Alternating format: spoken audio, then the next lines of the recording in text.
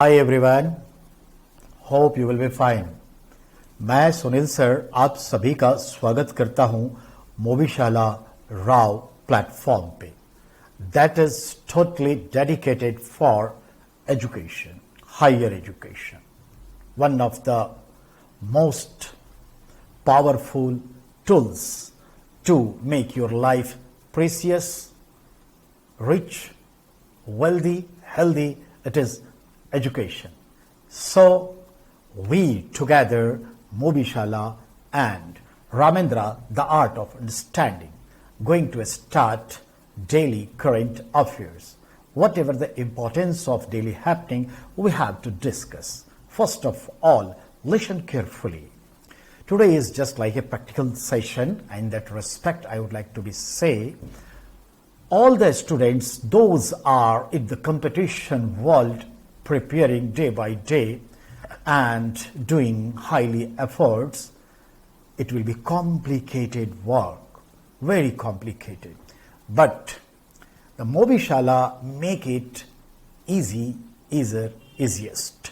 In that respect, I say, listen carefully what Sunil sir saying to you. आज 14 अप्रैल 2022 है। मैं आपसे कहने जा रहा हूं कि फिलहाल हम 1 अप्रैल 2022 से लेकर 14 अप्रैल 2022 के दरमियान जो डिफरेंट न्यूज़पेपर्स हैं, उन तमाम न्यूज़पेपर से जो करंट अफेयर्स के क्वेश्चंस निकलते हैं, हम उसे भी डिस्कस करेंगे, एनालाइज करेंगे, हर तरीके से आपको 3 लेवल पे पहुंचाएंगे आप तक। आज हम एक वानगी बताते हैं कि हर तारीख कुछ कहता है, हर इंसान काबिल तारीफ है, बस मुश्किल है उसकी फितरत को पहचानना। जिस दिन हमने अपने आप को पहचान लिया, अपनी फितरत को पहचान लिया, अगर हम उसी दिशा में, अगर हम तत्परता के साथ, डेडिकेशन के साथ, विद कंटिन्यूटी, रेगुलरिटी को मेंटेन करें, तो हर आदमी एक मुकाम हासिल करता है, अचीवमेंट हासिल करता है, उसे निर्वाण प्राप्त होता है, उसे कैवल्य प्राप्त होता है, उसे मोक्ष प्राप्त होता है। जैसे महात्मा बुद्ध को हुआ, जैसे महावीर स्वामी को हुआ, जैसे हमारे मोहम्मद साहब को हुआ, और ऐसे अनंत हैं। समान स्तर पे हम विद्यार्थीगण भी ऐसे ही हैं। नौकरी का मिल जाना एक मोक्ष है, आय को सही ढंग से प्रबंधन करना दूसरा मोक्ष है, जीवन की उपलब्धियों को समेट के और उसे जन सामान्य के लिए हमेशा प्रासंगिक बनाए रखना, यह भी एक मोक्ष है। और अंततः जीवन में सतत शांति और विकास का मार्ग प्रशस्त होता रहे, यह सबसे बड़ा मोक्ष है। इन्हीं सब चीजों को लेकर के हम आपसे कहने जा रहे हैं कुछ चंद लम्हे, चंद बात, ठीक है ना? तो ध्यान देंगे। हम 1 अप्रैल से लेकर 14 अप्रैल जो महत्वपूर्ण तारीख हैं, इन तारीखों में वैश्विक इतिहास कहिए या भारतीय इतिहास में या समाज में घटने वाली घटनाओं को हम इसे कॉम्पिटिशनल पॉइंट ऑफ व्यू से समझाने जा रहे हैं। कैसे? तो सुनिए।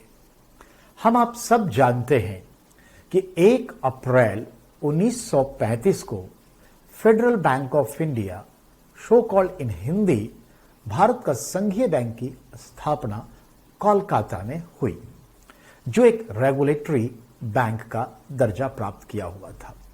साथ साथ वो कमर्शियल वर्क भी कर रहा था, लेकिन that was actually regulatory bank. मैं आपको एक और बात कहूंगा, जिसे आज रिजर्व बैंक ऑफ इंडिया कहते हैं, आरबीआई, उसी का नाम क्या था? Federal bank of India, Bharat का संघीय बैंक।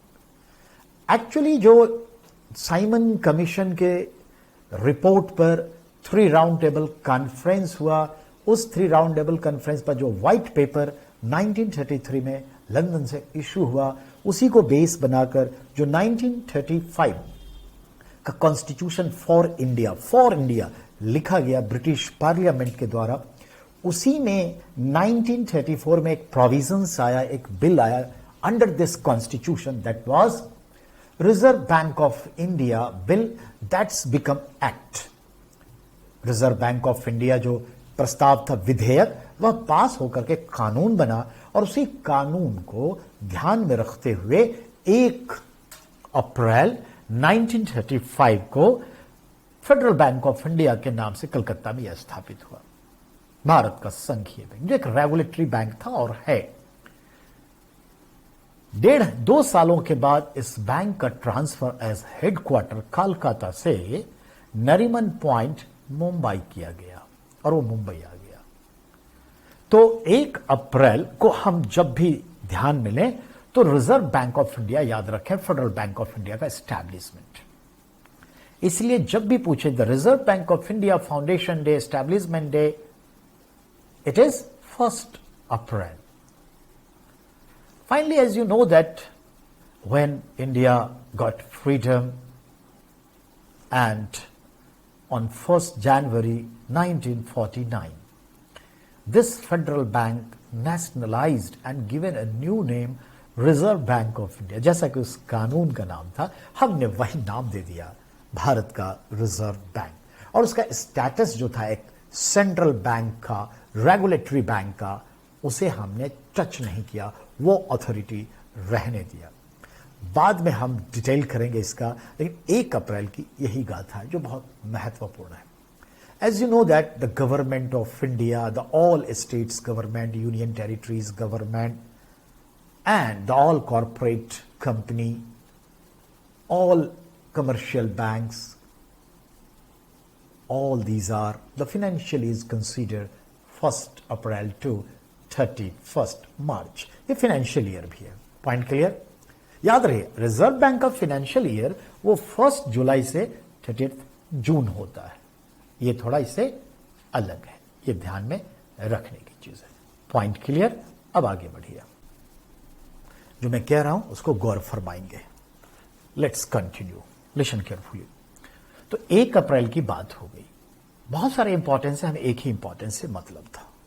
अब हम बात करते हैं 2 अप्रैल। As you know that, you know 2 April 1990 at Mumbai, establishment of SIDBI, a small scale industrial development bank of India, Bharat का लघु स्तरीय औद्योगिक विकास बैंक का गठन हुआ।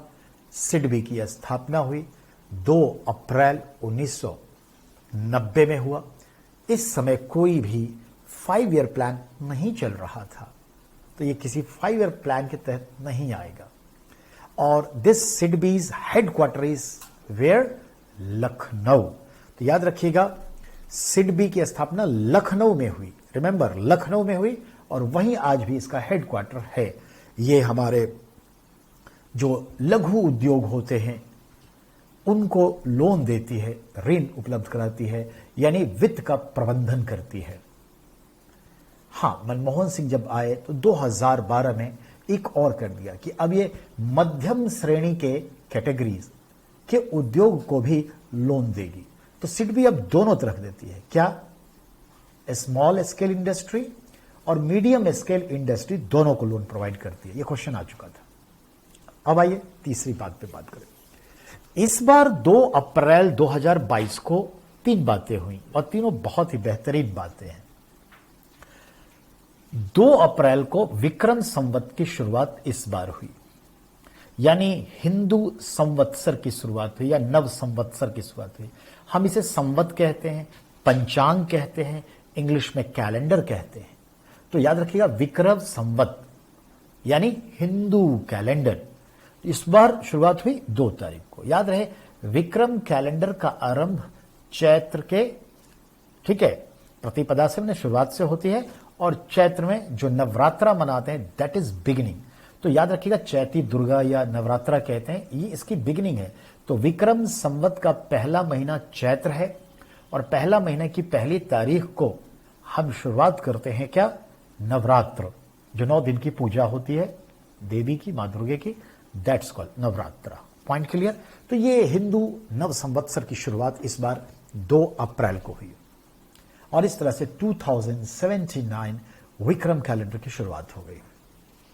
विक्रम कैलेंडर की शुरुआत एक्चुअली 57 बिफोर क्राइस्ट एक राजा थे किंग विक्रमादित्य, जब वो राजगद्दी पर बैठे, राज अभिषेक हुआ, कोरोनेशन, तो उन्होंने एक परंपरा की शुरुआत की, एक नए कैलेंडर को इंट्रोड्यूस किया, दैट्स कॉल्ड विक्रम कैलेंडर। अब बात हुई विक्रम शब्द की, विक्रमादित्य की। You have to remember in Indian history, according to NCERT, there were 14 kings who titled himself Vikramaditya or his name were Vikramaditya. Vikram plus Aditya यानी पराक्रम का शौर्य, आदित्य यानी सूरज, ये इसका अर्थ होता है। तो ये पहले विक्रमादित्य थे जिन्होंने विक्रम कैलेंडर की शुरुआत की, पॉइंट क्लियर। और आखिरी विक्रमादित्य जो second battle of Panipat, Hemu versus Humayun, यानी हेमचंद्र भार्गव, दिल्ली के गद्दी पर बैठने वाला आखिरी हिंदू सम्राट राजा Hemchandra Bhargav from Patna, Bihar, join or become the namak trader, salt trader at the market of Rewari, later on become the Senapati of Adil Sur, and later on captured a part of Delhi and declared himself the king of Delhi and betrayed to his master Alakaman Adil Sur. तो ये चीज है, कहानी जब शुरुआत होगी तो बहुत लिंक पे लिंक जुड़ते चले जाते हैं। तो चलिए 2 तारीख की 2 बातें आपने देख ली। इस बार 2 तारीख की एक और अच्छी खास बातें हुई, वो क्या, ध्यान देंगे। आपने अखबारों में सुना कि 32 वर्षों के बाद कश्मीरी पंडित फिर से इकट्ठा हुए श्रीनगर के हरि पर्वत पर और वहां पर मां शारिका की पूजा अर्चना की और अपने कश्मीरी कैलेंडर के अकॉर्डिंग पहले दिन को, जो नववर्ष का पहला दिन होता है, उसकी पूजा जो होती है शारिका मां के पूजा से होती है और इसे ये लोग क्या कहते हैं, नवरेह।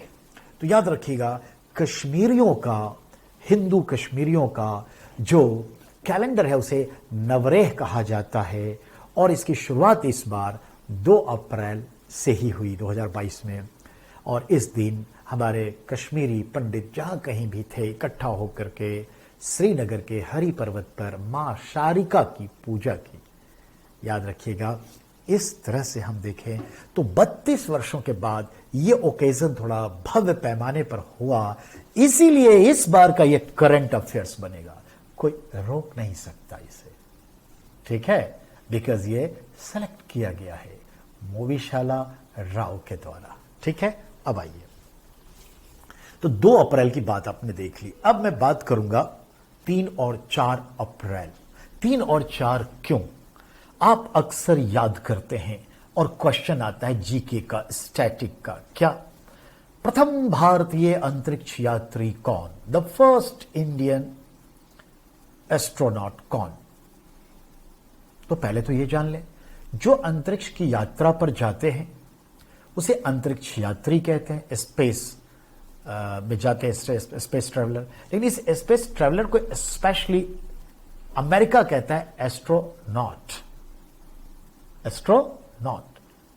रशिया इसे कहता है कॉस्मोनॉट, चाइना इसे कहता है टेक्नोट, तो टेकोनॉट। तो याद रखिएगा, इंडिया जब अपनी तरफ से पर्सनली स्पेस में भेजेगा तो देखिए कुछ इंडियोनॉट या समथिंग न्यू तो नाम रखेगा ही। तो याद रखिएगा, रशिया के सोयूज यान में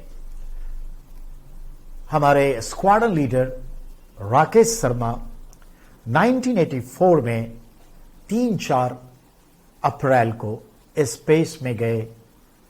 3 लोग थे, उसमें एक इंडियन राकेश शर्मा थे और 2 रशियन थे।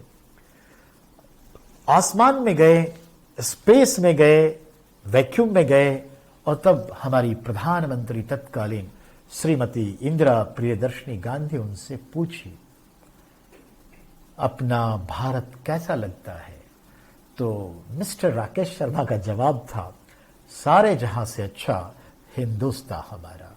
और यह सवाल कई एग्जाम में आ चुके हैं। तो याद रखिएगा, यह तारीख बहुत मायने रखता है। अब हम बात करें 4 अप्रैल की। तो 4 अप्रैल का संदर्भ क्या है समझिए। You know everyone, 4 April, I would like to be से